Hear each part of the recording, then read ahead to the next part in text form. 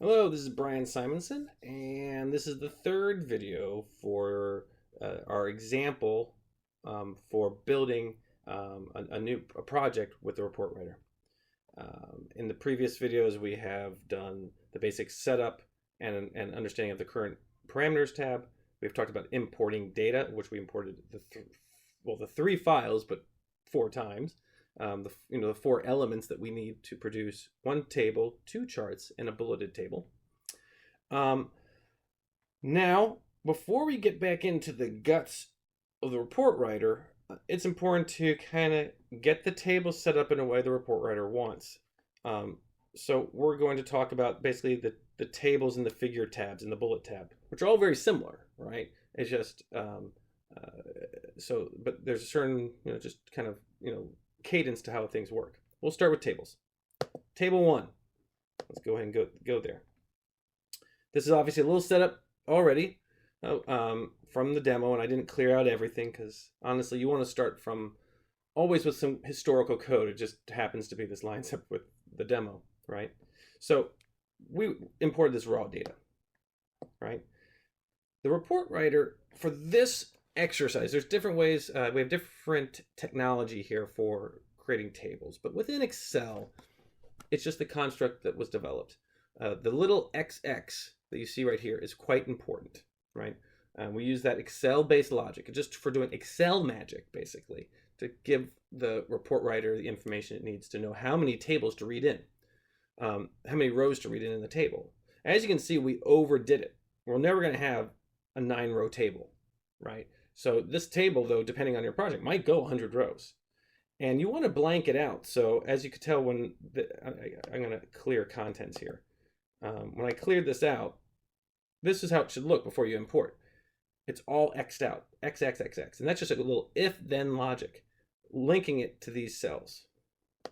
So it just says, very simply, if there's nothing there, call it XX. If there is, put it there. And we're going to put the values here, and then we're going to create just a nice table and format, color, shading, all that jazz that we want.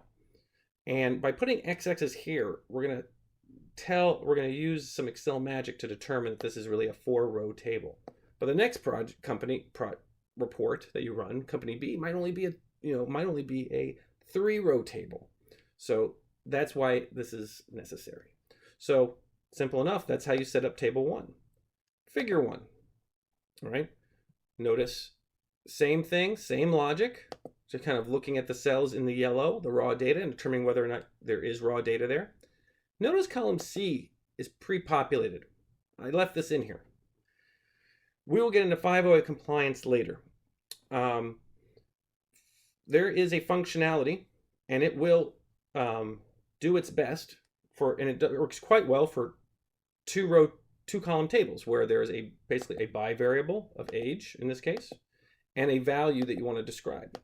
The report writer will automatically, by the way, produce this sentence every time. So you don't need this for 508 compliance, where it says, for example, in this cell, the percent for age 22 to 30 is 13.3%. That is what the report writer will do automatically. You don't need this sentence. But what if you didn't really like it and you wanted to do something grander? I'm not sure exactly, or you had a more complicated table for which is beyond the capabilities of the report writer to clearly define. Well, that's what this is. This is you can construct your own alt text if you want. In this example, for figure 1, we're going to create our own alt text, just doing some Excel magic. And we put it here in column C. How does the report writer know to use this as opposed to its built-in 508 compliant technology? We'll get into that in the following video, but just wanted to point your attention to that. Finally, figure 2, which we did, that's the one we really did raw, right? And kind of, it's all kind of helter-skelter here, right? The table we wanted, right, is not, we want to do the percent, so we want to actually be working off column G, not column F in this case, right? We imported this data. Since this is a 3-column table, I'm going to go ahead and change these. I like to keep things of the same aesthetic in yellow. And so this looks about right, except we're pointing to the wrong number. We should be not pointing to column F. We should be looking, we're trying to pull in column G, right? And I'm just going to copy that, and paste it all the way down. Okay. Now you have the chart looking kind of good, right? Notice there's all these X's. I kind of did this on purpose. I made it for the entire area, but obviously there's no data here. Do we want to change it and just pull it into being those 2 rows? You can. However, we're getting into some issues here later on.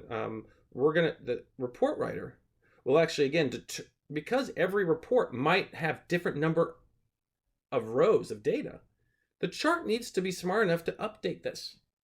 So I'm going to leave it as it is right now, because it'll show, it's going to determine that there's only 2 rows of data, and the report writer will get rid of all those X's for you. It will change the range to only being the 2nd and 3rd row. So, and no offense to myself, if I futz around with this, it'll take me a while, because I don't know, Excel's, a little quirky with how it likes to do ranges and stuff. The report writer will handle it, like it's nothing. So we're going to leave it a little clunky for now, and we're going to let the report writer do the work for us later on, if you don't mind. And of course, our bullets. So bullets are interesting in that the solution that I've created is essentially using, I guess, some sort of wingdings, I believe is wingdings. Actually, there is a wingding character that looks like a bullet. As opposed to really using real bullets, we're actually going to take a table. This is basically a table. All it is a table with the look of a bulleted list. And we're going to put that table into the document. So we use a little bit of wingding technology, basically saying if there's data there, let's make a bullet. And then you're going to have to make a statement, right? And what's the statement you want to make, right? In this case, I guess our sentence would be and we will just go ahead and make the statement.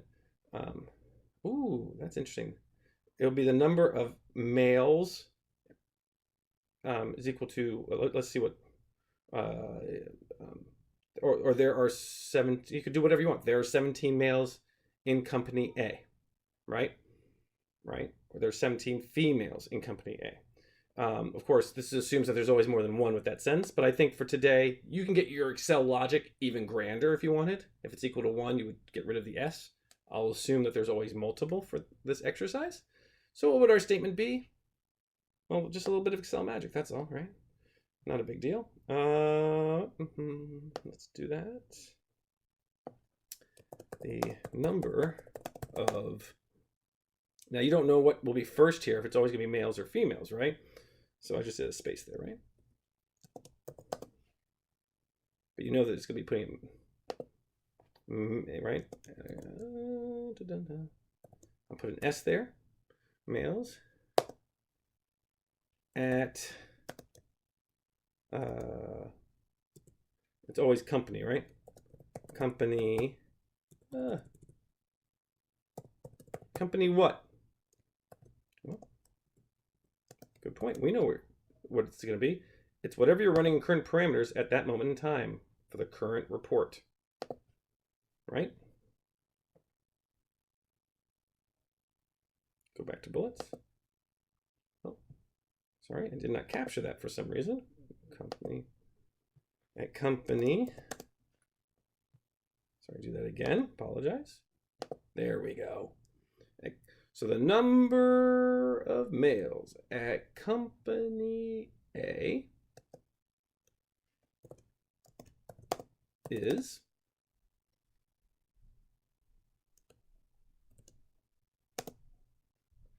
this is probably different, honestly, than the demo. I know it is, but you get the gist. Is equal to is 17, right? And with bullets, you do, some say you might, yeah, you probably use a period there, right? And there you go. Number of males is 17. And that's the logic we will use for all of these. There you go.